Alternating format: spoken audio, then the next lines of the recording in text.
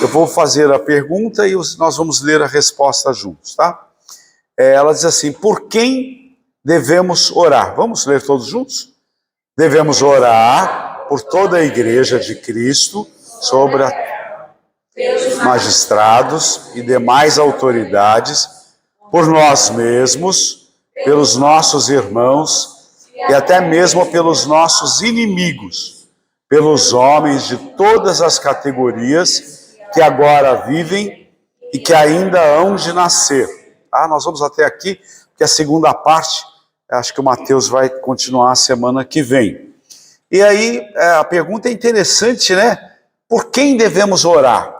Às vezes passa até um pouco despercebido isso, né? E aqui o catecismo ele vai assim bem profundo, porque ele diz que nós devemos orar por toda a igreja. Em primeiro lugar, por toda a igreja de Cristo. Não só a nossa igreja local, que é a nossa comunidade da fé aqui, mas por toda a igreja sobre a terra. E aí ele vai caminhando pelos magistrados e demais autoridades, né? Então não só pelas autoridades da igreja, mas pelas autoridades civis. E nós sabemos, né, que a palavra de Deus nos recomenda que nós devemos orar não só pelas autoridades da igreja. E quando nós falamos das autoridades, nós falamos aqui na igreja local, no nosso pastor, no conselho da igreja, nos oficiais de uma maneira geral, mas também pelas autoridades da nossa igreja nacional. Nós temos uma igreja que está pelo Brasil todo, pela igreja de Cristo de uma maneira geral. Porque o que nós queremos é que o povo de Deus, que a igreja de Cristo, ela resplandeça a luz de Cristo. Nós temos visto hoje uma preocupação muito grande, tem se dado uma importância muito grande da igreja estar representada no Congresso Nacional, no Senado, em termos representantes nas câmaras de vereadores, nos estados, não é? Mas, infelizmente, nós temos visto que essas pessoas muitas vezes têm feito pouca diferença, né? Algumas vezes trazem até escândalo. Aqueles que são mais antigos no Evangelho vão se lembrar que havia um anseio muito grande para que nós tivéssemos políticos lá em Brasília, políticos no Estado, né? Havia esse anseio. E isso chegou. Hoje nós temos muitos deputados crentes, né? Lá em Brasília, nos estados, nas câmaras de vereadores. Mas, infelizmente, nós vemos que era um anseio que nós tínhamos, porque nós achávamos que eles fariam grande diferença. Mas nós temos visto que muitos deles estão metidos em grandes escândalos, trazendo vergonha para o Evangelho. Então a igreja, nós devemos orar pelas essas autoridades, e a igreja precisa estar preocupada em demonstrar o seu poder, sim. Não o seu poder político, porque nós não precisamos de poder político. Porque Deus tem o controle de toda a situação, independente de homens lá ou não. A vontade de Deus vai se cumprir. Às vezes nós temos um pouco de dificuldade de entender isso, né? Mas é isso mesmo. Mas que bom se nós tivéssemos bons homens lá para, de fato, ser luz do mundo e sal da terra lá naquele lugar, fazer diferença. E nós temos alguns, né? Verdade seja dita. Nós não podemos dizer que isso não existe, porque nós temos algumas pessoas que fazem diferença, mas é um grupo pequeno. Então nós devemos orar por toda a igreja de Cristo, pelos magistrados, pelas autoridades e por nós mesmos, tá? Pelos nossos irmãos e até mesmo pelos nossos inimigos e pelos homens de todas as categorias que agora vivem e que ainda hão de nascer. E eu fiquei pensando que quando eu li esse texto aqui, quando essa questão dos que hão de nascer, eu acho que a gente só ora pelos que hão de nascer quando nós vamos ter filhos, né? O Amoras teve filhos agora. Quando a esposa está grávida, a gente começa a orar, né? Quando o bebê está no feto, a gente ora. E quando a gente casa, a gente também começa a pensar em ter filho, a gente começa a orar pelos filhos, né? Senhor, o Senhor vai me dar um filho e que ele seja um servo teu, né? que seja um escolhido teu, que ande nos teus caminhos. Quando a gente tem filhos, a gente começa a pensar mais isso, não é verdade, Amaras? Né? Pelos netos, eu não cheguei nessa fase ainda não, mas foi boa a sua lembrança, né? Então a gente começa a orar, e quando a esposa está grávida, eu tenho certeza que as mães, eu estou falando como pai, né? Mas as mães também começam a orar, né? Pelos filhos e tal. Então a gente é por aqueles que hão de nascer. É isso aí. Que coisa boa. Muito bem. E a nossa... Então nós vimos aí por quem nós devemos orar e nós vamos fazer algumas considerações, que é o seguinte: por que devemos orar por toda a igreja de Cristo na terra? Por que razão nós devemos orar? Né? E aí nós vamos ver o seguinte, que nós devemos orar por toda a igreja de Cristo na terra por causa da unidade espiritual da igreja, como um único corpo sob a mesma cabeça, que é Cristo. Então por isso que nós devemos orar. Vamos ver lá em Efésios 6:18, e alguém vai abrir lá no Salmo 28:9. E aí nós falamos que as nossas orações, elas não devem se limitar à nossa própria congregação somente, né? A nossa denominação, mas orar pela igreja de Cristo. Quem achou lá em Efésios 6:18, leia para a gente, por favor. Com toda oração e súplica, orando em todo tempo no Espírito, para isto vigiando com toda perseverança e súplica por todos os santos. Isso, então orando por todos os santos, né? Nós devemos orar pela igreja de Cristo, para que a igreja avance, para que o reino de Deus avance, para que o nome de Cristo seja proclamado com fidelidade. Hoje nós vemos tanta gente falando tanta coisa inapropriada, usando a Bíblia, né? Então nós devemos orar para que a igreja avance, para que Deus levante trabalhadores, para que Deus levante homens, que a palavra de Deus seja proclamada com seriedade, tá? Então as nossas orações não devem se limitar à nossa própria congregação, mas orar por todos. Lá no Salmo 28:9, quem pode ler para a gente? Salva o teu povo que abençoa a tua herança, apacentam e exaltam para sempre. Exalta-o para sempre, né? Então é isso mesmo. E aí a nossa pergunta nos fala isso, que nós devemos orar em todo o tempo por todos, e em questão de oração nos diz aí, intercedentes, não devemos ser míopes, nem denominicialmente tendenciosos.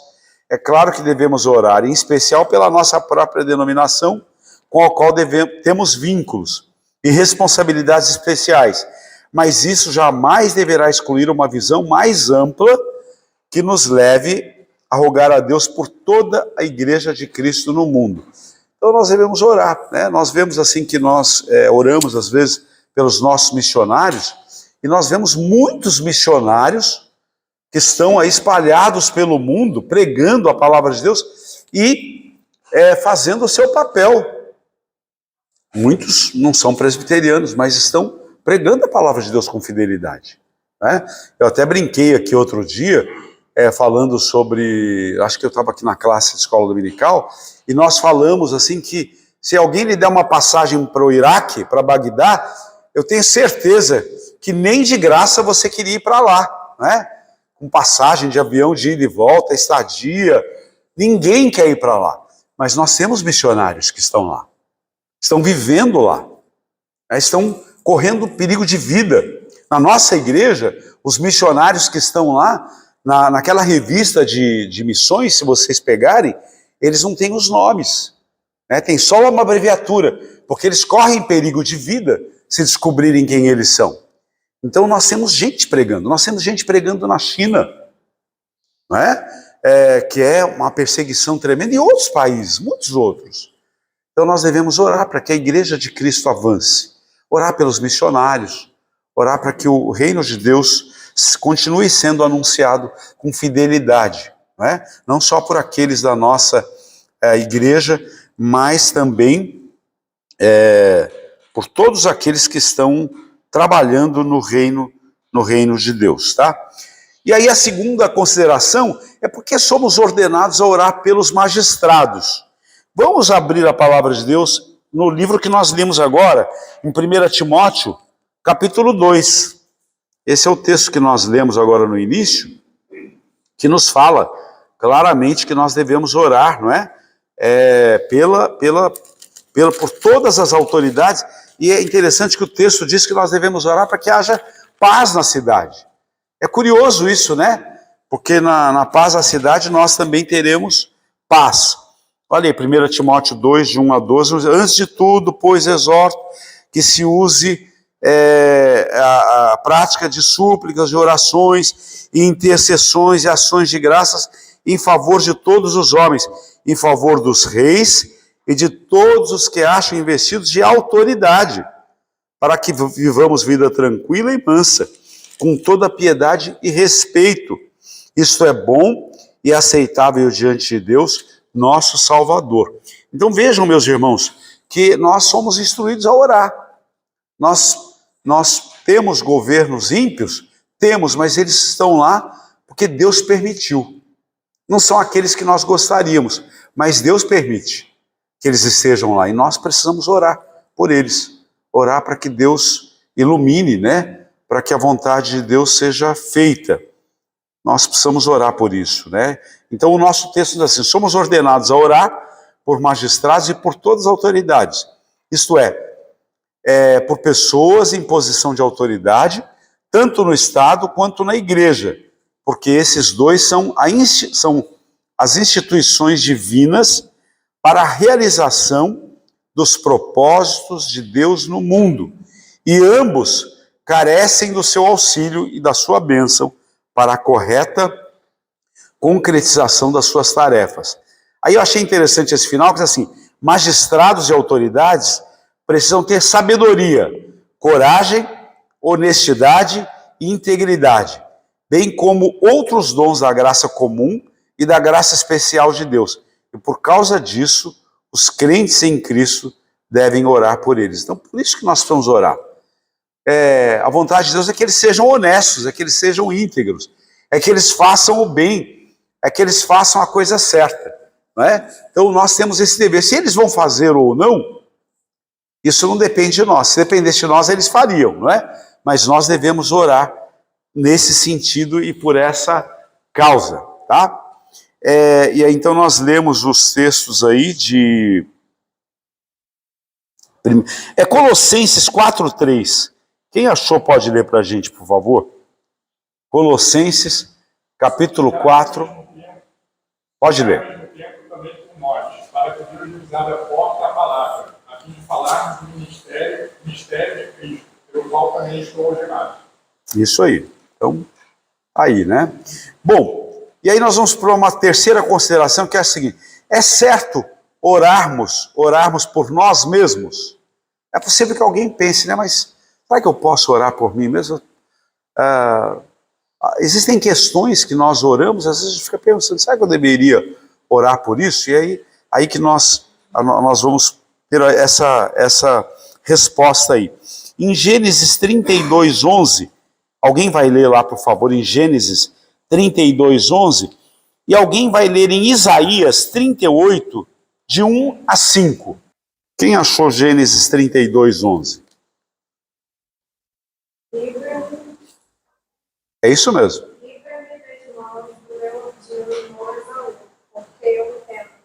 Para que não venha ele matar-me e as mães com os... Então nós vimos lá aquela briga de irmãos, né? E ele orando a Deus para que Deus o livrasse. Então é isso mesmo, nós devemos orar. Existem questões na nossa vida que nós precisamos orar, então não podemos achar que nós não devemos orar por nós. Há muitas pessoas que oram por todas as pessoas, pelos familiares, pelos filhos, pelos netos, pela igreja, mas esquecem de orar por si próprios. E nós precisamos orar, pedindo a Deus que nos livre do mal, pedindo a Deus que nos livre do pecado, pedindo a Deus que nos dê sabedoria, orar para que Deus cuide da nossa família, da nossa integridade física, espiritual. Nós precisamos orar, porque nós vivemos uma guerra constante contra o inimigo. Nós vivemos uma batalha espiritual o tempo todo. E nós precisamos orar para que Deus nos fortaleça. Tá? Isaías 38, de 1 a 5. Quem pode ler para a gente?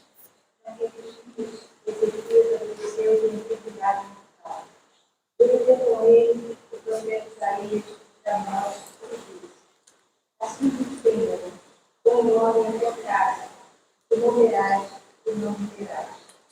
Então, de hoje eu fui morto para valer, orou ao Senhor. Disse, lembra-te, Senhor, peço, e também já uma fidelidade, um interesse do coração, o filho que aberta os teus olhos, e chorou muito. Então, vê a palavra do Senhor a Isaías, vai e diz a Ezequias, assim diz o Senhor, o Deus da perdoar. Ouvi a tua oração, ouvi as tuas lágrimas, acrescentarei todas as tuas vidas. Muito bem, então aqui nós vemos um pedido de oração, né? Ele diz que ele chorou muitíssimo. Esse é um fato bíblico que chama muita atenção, esse texto nosso.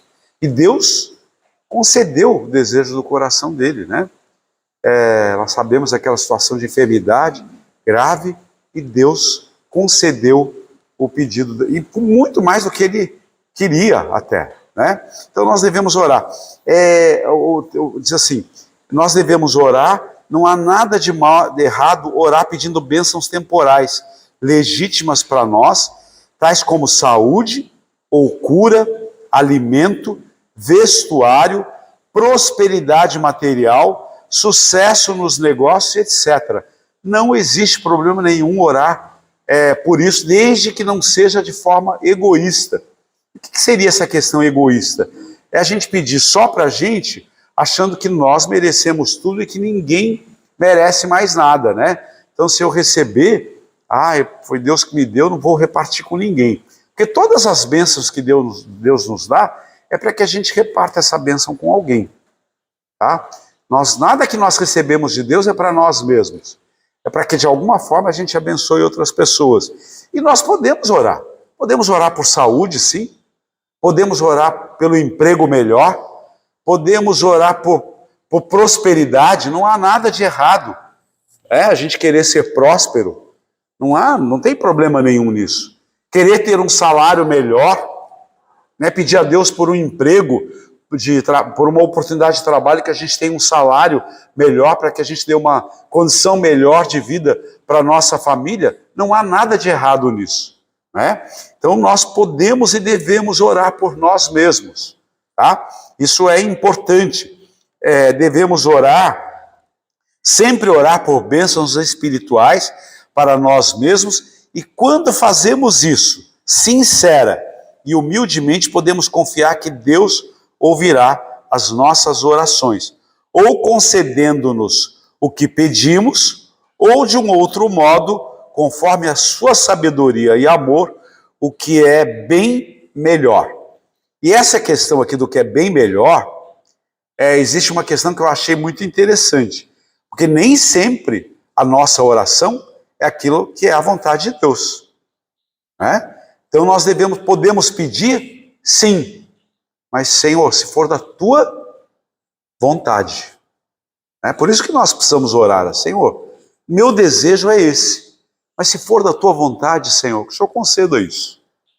Tá? Porque nós não ficaremos frustrados se a nossa oração não for ouvida. Quantas pessoas passam a vida toda orando, às vezes, por alguém que não é crente? E veem muitas vezes essa pessoa partir sem Cristo. E aí nós temos que saber que aquela não foi a vontade de Deus, não é? Então nós oramos às vezes por coisas específicas, mas precisamos nos lembrar sempre de orar, pedindo a Deus que seja feita a vontade dele mais do que a nossa. Ou seja, que a vontade dele prevaleça, até mesmo em relação ao nosso pedido. Nós oramos pedindo? Podemos orar, mas que a vontade de Deus seja feita e não a nossa. Então, é certo, e nós devemos e podemos orar por nós mesmos. E por que somos ordenados a orar pelos nossos inimigos? Aqui é uma coisa difícil. Eu não sei se você tem inimigos. Não é muito comum a gente ter inimigo, principalmente nós que somos crentes, né? Nós procuramos viver em paz com todas as pessoas. Mas às vezes nós nos deparamos com pessoas que são inimigas, pessoas que nós não fizemos nada de mal para elas, mas eles não gostam da gente. Não sei se você já teve essa dificuldade. Às vezes não gostam até porque você é crente, tá? E porque vem em você alguma ameaça, né? Porque você é uma pessoa correta, porque você não mente. Eu já tive uma situação dessa numa companhia que eu trabalhava, quando jovem, e que eu pude perceber que eu tinha uma pessoa, depois que eu demorei um pouco para descobrir isso, que não gostava da minha pessoa. Eu não tinha feito nada para ele, mas porque ele sabia que eu não ia compactuar com uma determinada situação. E eu não compactuei mesmo, e teve um determinado momento que eu precisava assinar um documento e eu me recusei a fazê-lo, tá? Porque aquilo iria contra os meus princípios. Eu tenho um amigo aqui em Niterói que era contador de uma grande empresa ali no sul fluminense, e ele sofreu isso de uma maneira terrível, mais do que eu, porque ele era o responsável por todo o balanço daquela empresa, daquela companhia, que era uma empresa multinacional, e apresentaram para ele um balanço maquiado. Talvez isso lembre a gente o que está acontecendo agora aí, né, com o mercado financeiro. E ele disse, olha, quase que eu falei o nome dele aqui, fulano, você tem que assinar isso aqui. Que, né, a coisa foi se encaminhando, ele disse, não, eu não assino. Então nós vamos ter que mandar você embora. Ele falou, não tem problema. Né? E é curioso, irmãos, que aquele nosso irmão, ele foi mandado embora da empresa, né, por se recusar a assinar um balancete fraudulento, porque aquilo criaria problema para a companhia, e ele ficou desempregado por 6 meses. E esse nosso irmão, ele tinha 3 filhos, e ele falou que ele saía de casa para os filhos não participarem daquela aflição do desemprego, e por 6 meses ele saía de casa de manhã, com a sua pasta, como se estivesse indo para o trabalho, procurando emprego, fazendo lá os seus contatos, e levou 6 meses para que ele conseguisse outro emprego fixo. Ele pagou um preço muito caro. Deus o honrou. Ele ficou bem, ele não passou necessidades, mas ele sofreu por aquela perseguição. Então nem sempre a nossa vida é fácil, né? E ele falou que ele saía de casa para que os filhos não percebessem. Depois ele, no período de 6 meses, ele teve um outro trabalho temporário, mas ele levou 6 meses para conseguir um outro emprego no nível que ele tinha. Então são perseguições que nós sofremos. É triste, mas verdadeiro, nos diz aí, que é impossível passarmos pela vida e cumprir nosso dever sem incorrer na inimizade de alguém. Quer dizer, sem termos alguns inimigos.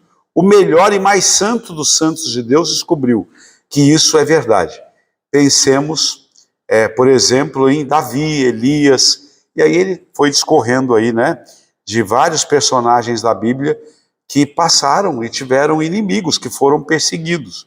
Mesmo aqueles que inevitavelmente possam ser nossos inimigos, ainda assim são seres humanos criados à imagem de Deus, e assim como nós mesmos, pecadores como os tais, porque em Cristo morreu para remir, mesmo sendo nossos inimigos, não estão fora do alcance do poder salvador de Cristo. E, portanto, devemos orar por eles. É difícil, né? Orar por inimigos é difícil. Isso não quer dizer que oraremos para que sejam bem-sucedidos em seus maus feitos, mas devemos orar pelo seu bem-estar, mas devemos orar pelo seu real bem-estar. Né? Então é difícil orar pelos inimigos, não é fácil. É o mesmo que amar, na nossa pergunta do breve catecismo, que nós lemos no domingo, amar, né? Amar quem não nos quer bem. São desafios, mas nós como crentes precisamos cumprir isso, né? E aí, seguindo adiante aí, a outra consideração é que nós devemos orar pelos nossos inimigos. Significa que não devemos opor-lhes resistência, e aqui essa pergunta vai mais naquela direção. Se seguinte exemplo que a nossa lição coloca, né? Alguém que se opõe a você como inimigo, aí vai mais aquela questão até do nosso dever de proteger a nossa integridade física, né? Um ladrão entra na sua casa, se você puder se defender, você não vai se defender? Claro que você vai se defender, né? Se você tiver a oportunidade de alguém que vai atacar você fisicamente, ou seu filho, ou alguém da sua casa, e você tiver a possibilidade de se proteger, claro que você vai fazer isso. Não tem nada de errado fazer isso, porque nós devemos nos proteger, né? E aí é a última consideração aqui para que a gente possa participar da nossa oração, da nossa reunião de oração hoje. Então, a nossa pergunta, voltando lá no início, a pergunta é a seguinte, a 183, vamos lá. Por quem devemos orar? Então, devemos orar por todos, né? Orar até mesmo por aqueles que nos perseguem, orar até mesmo por aqueles que fazem o mal, porque o coração do rei está nas mãos de Deus. Então, nós não sabemos o que se passa, quais são os projetos de Deus para a vida dos homens, tá? E então nós devemos orar por todos, até por aqueles piores. E a gente sabe que para nós isso é mais fácil, mas para um não crente, por exemplo, quando vê um malfeitor que foi para a prisão e de repente ele começa a falar que se converteu, né? E falar do evangelho, as pessoas têm muita dificuldade de entender isso. Mas nós, que somos crentes, nós sabemos que para Deus não há limites. E por isso que nós devemos orar por todas as categorias de homens. E às vezes nós temos dificuldade de orar pelos nossos governantes, não temos? Nós estamos vivendo um tempo que nós temos dificuldade. Nós temos uma autoridade constituída e nós devemos orar por eles, mas não é difícil orar? É difícil. A gente vê os noticiários, né? E a gente fica pensando, Senhor, eu tenho que orar por esse povo. É difícil orar, mas nós precisamos orar, mesmo por essas situações difíceis. Assim como o não crente, quando vê um assassino, um facínora, que comete os crimes mais absurdos, sendo lá reclusos e dizendo que se converteu, e as pessoas não aceitam, nós também precisamos orar por todos, em todo o tempo, porque é esse o nosso chamado, né? Orar por todos.